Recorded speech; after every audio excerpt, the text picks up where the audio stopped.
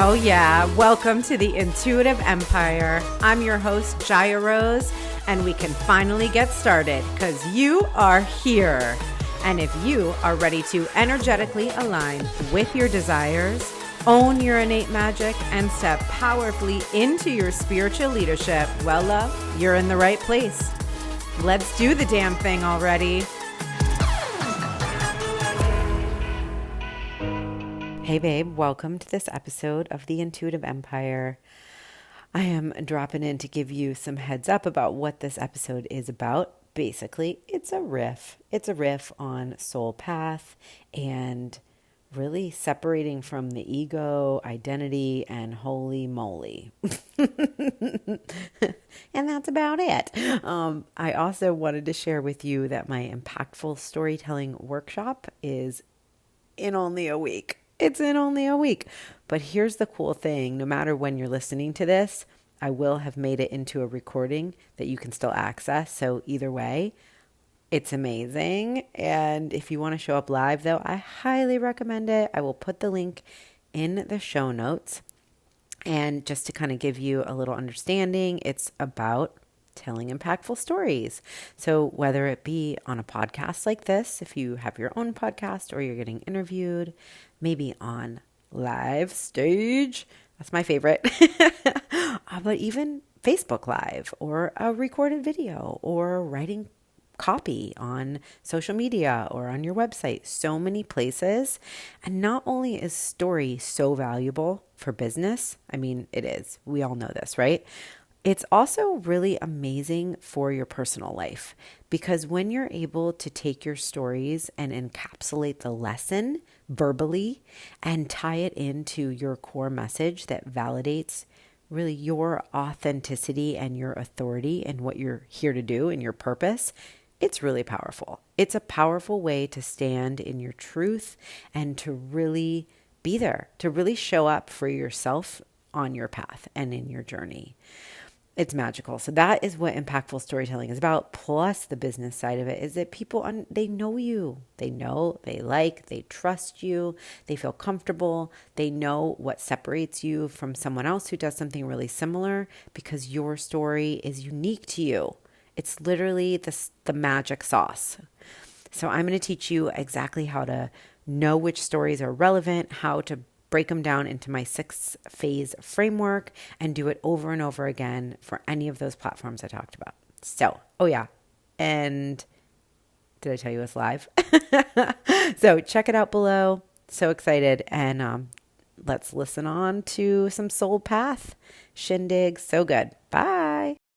Let's chat about all the freaking noise. All the noise that is just, oh my goodness, everywhere, whether it's on social media, whether it's out in the world, whether it's in traffic, at a grocery store, at a department store, or maybe even in your own home. It can feel chaotic and noisy and very difficult to find that center of complete trust and devotion to what you're meant to do here on earth.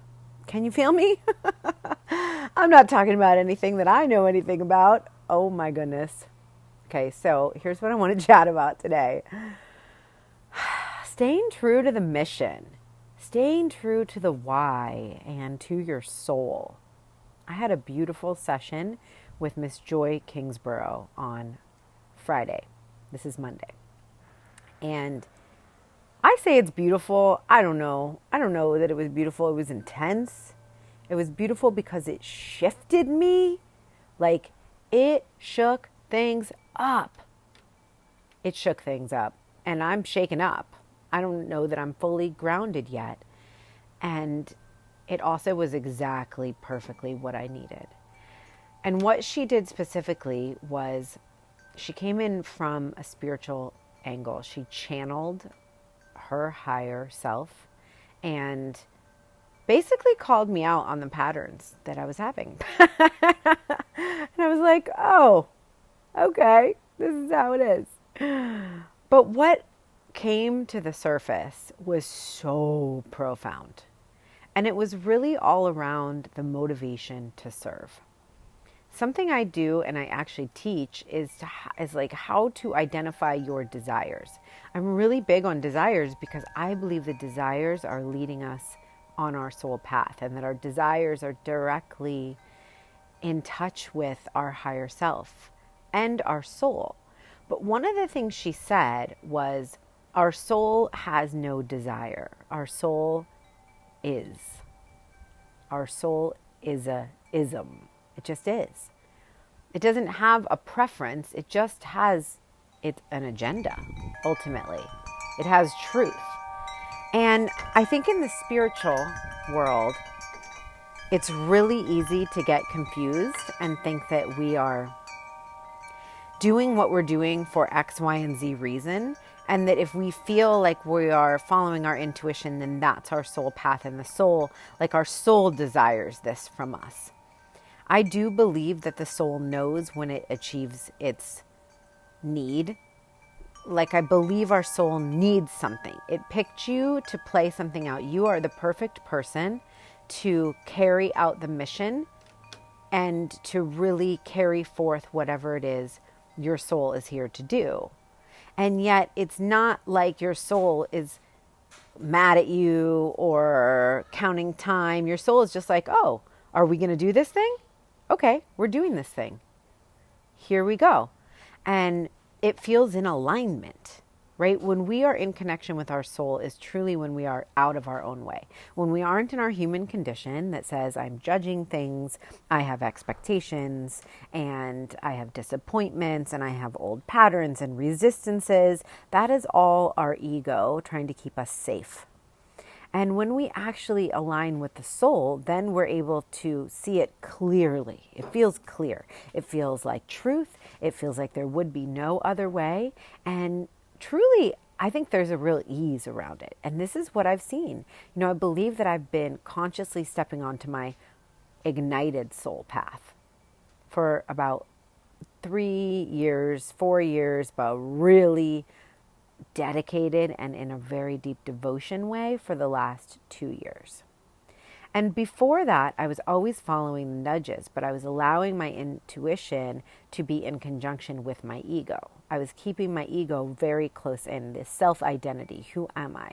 Who am I in this marriage? Who am I as this mother? Who am I in these relationships? Who am I on stage or with a client? Who am I? Instead of, let me allow myself to be in the mix, but also allow myself to be the channel for my higher self or my soul to come through. And it's really been just in the last few years that I've really been working on that. And really what I mean by working on it is just allowing the soul to have expression. And so I want to talk to you about some of the things that I'm committed to and how I'm expanding into this for myself. Because what came through in this session with Joy was really clear how identified I am with my ego, and how much this next level of leadership for me has to do with releasing the ego and the need for approval from others, and the need for fame, and the need for attention and praise, and coming back to it is. It just is. This is my soul path. I truly feel I have aligned with my soul path. When I am teaching the work I'm teaching, I feel lit up. I feel excited. I feel like time stands still and moves forward all at one time. And yet it's all this other stuff around it, like putting it into the world, and how do I talk about it, and how much do I charge for it, and I need to tell people to, that I have this available, and then get them on a call if they want to, and blah, blah, blah, blah, blah, blah, blah, blah, blah. It's just so easy to get caught up in what it all frickin' means. Who are you and what does it mean? And what I realized from this call, and from really specifically the things she said, was like, Jaya, you're here to make an impact. Your soul wants to make an impact. And I know that the women I talk to, this is it. This is the thing. I get emails, women fill out the application to work with me, and it is literally the same thing over and over again. I just feel a call. I just feel a call. I don't know why, but it's not leaving me alone. And this is the thing.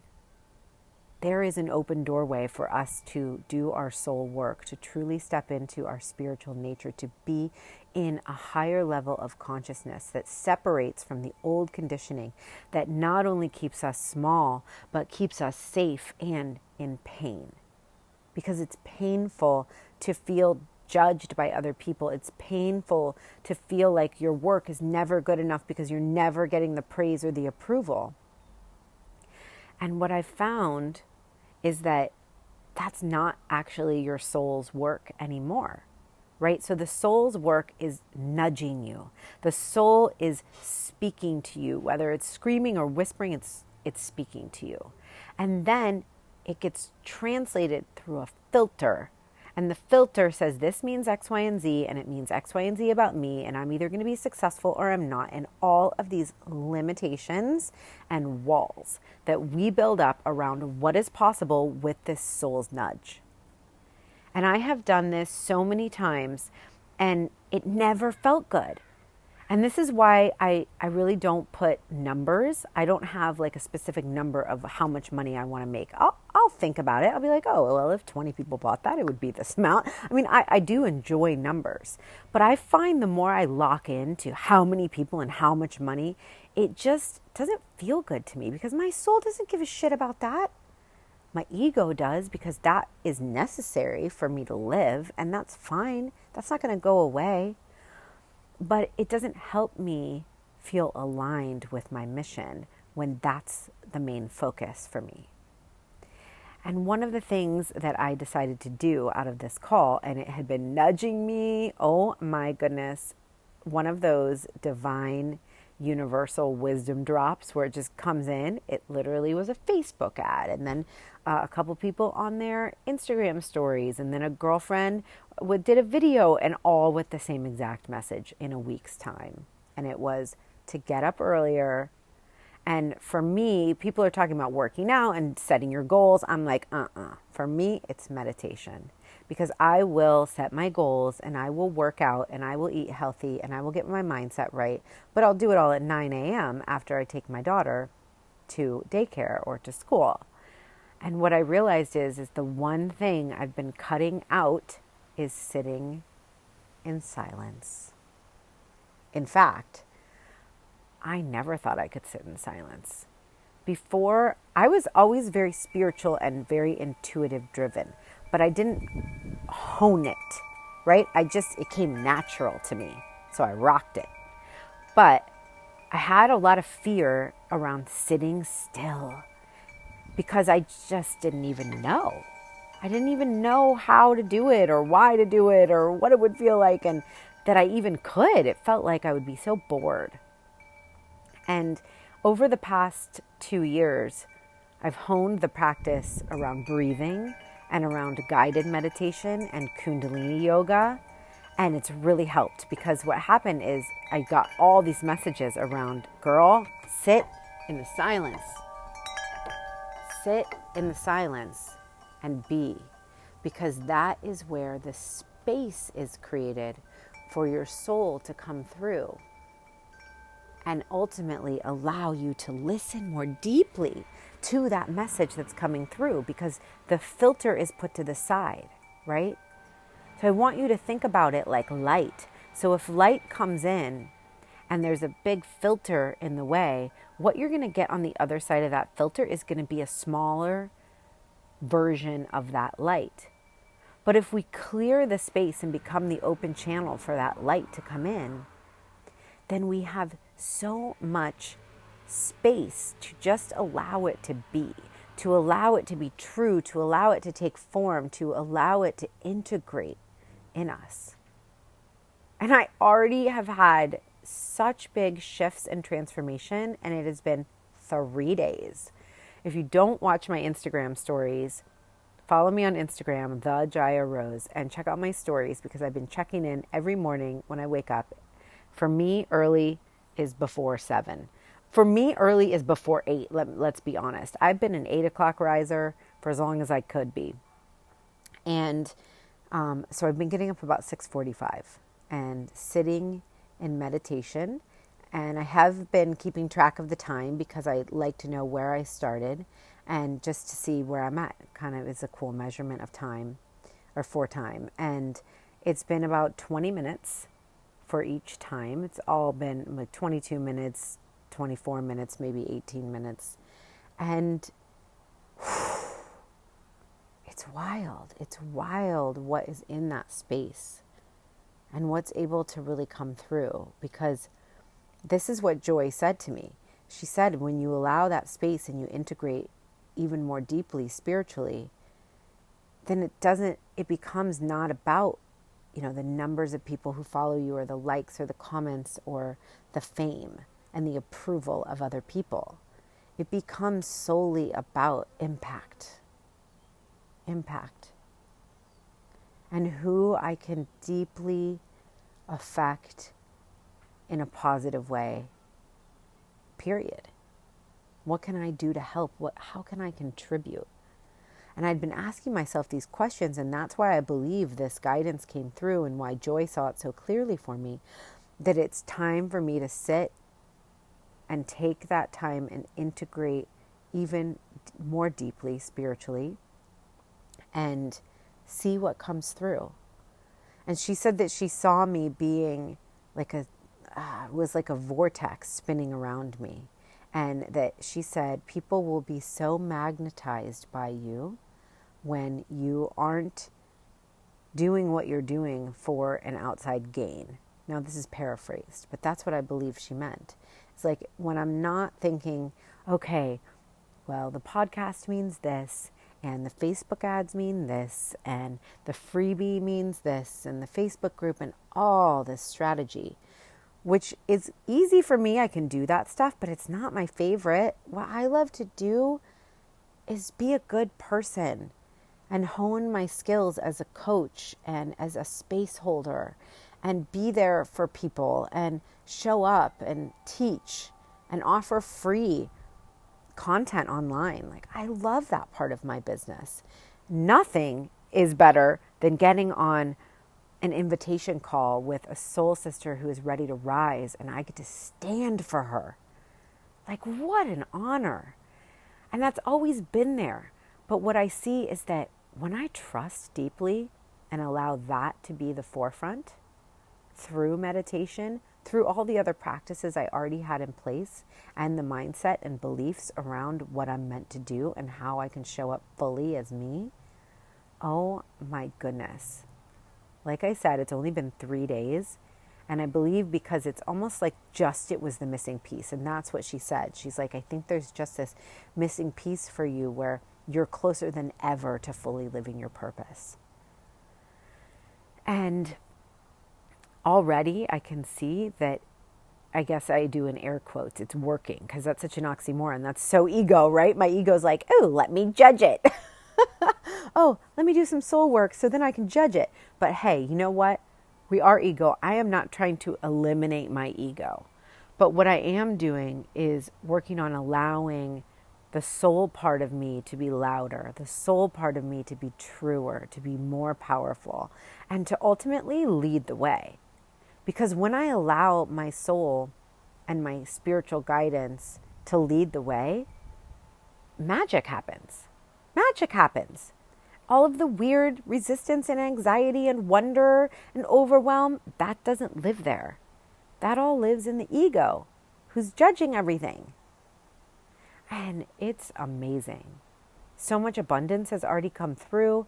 3 women have purchased my storytelling workshop. I think 4 actually. Someone else just purchased. Every time I look at my phone, it's a new purchase.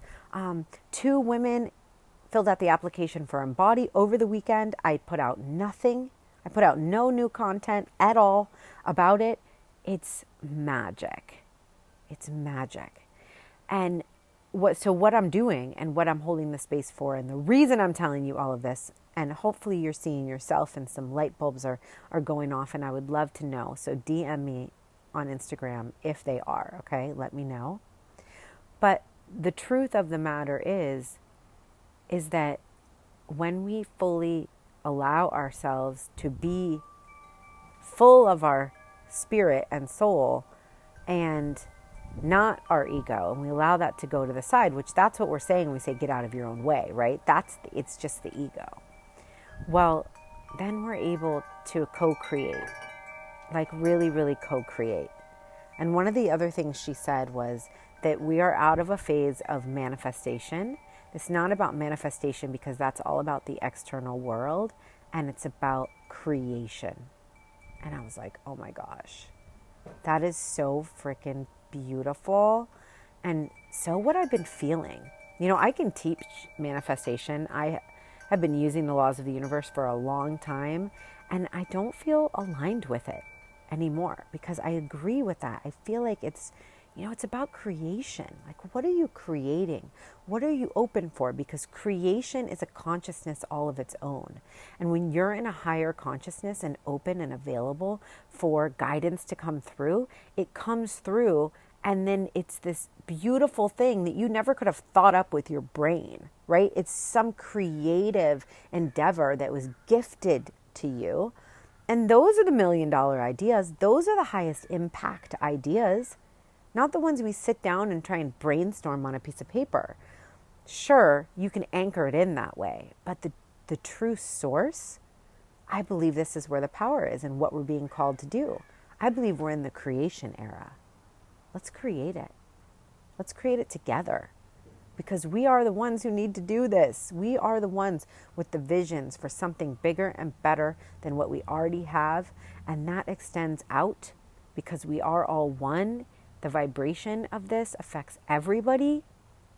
And it really can be as simple as coming home to yourself, being quiet, allowing the space, taking action on the co-creation that comes through, and really, really trusting in your mission and that your soul is here to serve not only you, but humanity. Your soul is here for something so much bigger than all of the walls and boxes we put on ourselves could possibly show us. So what if? What if you trusted more deeply? What if you let go of the control? What if you separated yourself from your ego by awareness and seeing that that is not you, that is not the definition of you. You are multiple things. You are a body, you are a personality, you are a soul, and you get to choose what you focus on. And a co-creative space ultimately has a lot of synergy between all of those things. All of those things. The personal development is really important. I love being a person who can deal with people and being emotionally savvy and be emotionally intelligent. It's so good.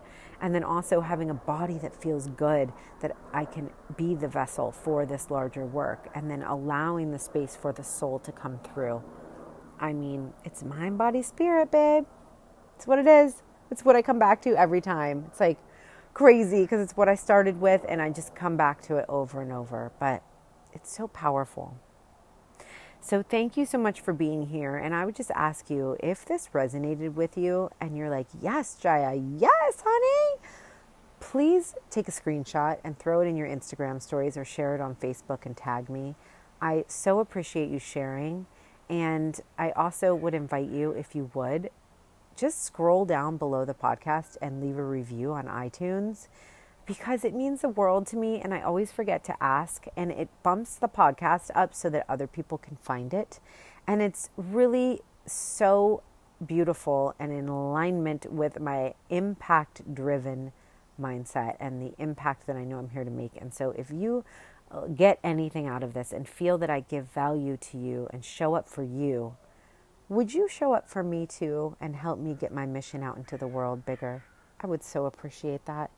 And if you do that, screenshot it and tag me so I can praise you and give you so much gratitude and thanks. All right? So much love, and I'll see you next time on the Intuitive Empire.